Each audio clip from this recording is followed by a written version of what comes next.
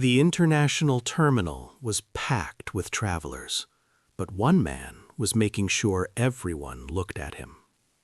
He wore a crisp camouflage uniform adorned with a dizzying array of medals, patches, and a bright red beret that sat just a little too high on his head. He was loud, demanding a free upgrade at the gate and berating a quiet janitor who was trying to mop up a spilled coffee near his boots. "Watch where you're swinging that mop, old man," the soldier barked, his voice echoing off the high glass ceilings. "Some of us have actually bled for this country. You wouldn't know the first thing about sacrifice." The janitor, a man named Samuel, with silver hair and a slight stoop in his shoulders, didn't look up. He simply moved his yellow caution sign. The fake soldier laughed, turning to a group of filming teenagers. "See that? That's the look of a man who never stood for anything." He reached out and shoved Samuel's shoulder, a move meant to humiliate the quiet man in front of the crowd. Samuel stopped mopping. He didn't stumble. He didn't even flinch.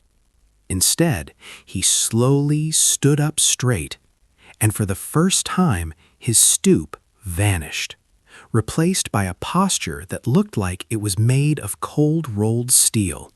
His eyes, once dull and tired, sharpened into the gaze of a man who had seen things that would keep most people awake for a lifetime.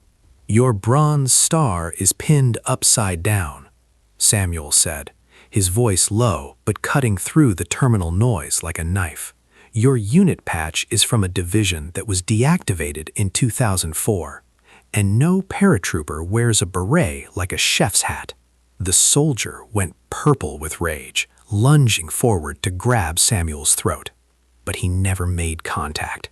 In a blur of motion that the teenagers' cameras could barely capture, Samuel stepped inside the man's guard, his hands moving with the terrifying, practiced efficiency of a master of close-quarters combat.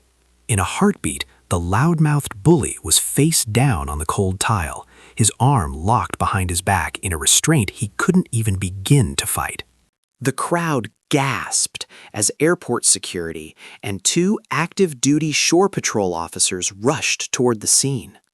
They expected to see a janitor in trouble, but when they saw Samuel's face, they stopped dead in their tracks. The shore patrol officers didn't draw their batons. Instead, they slowly lowered their heads, and then, in perfect unison, they snapped to a rigid, trembling attention. One of the officers, a man with 3 combat tours on his sleeve, looked at the janitor with tears of pure shock in his eyes. "Command Sergeant Major Thorne," the officer whispered. "Sir, we were told your unit was lost in the Condell Mountains. There's a wing at the War College named after you." Samuel didn't say a word. He simply released the fake soldier, handed him over to the police for impersonation, and picked up his mop.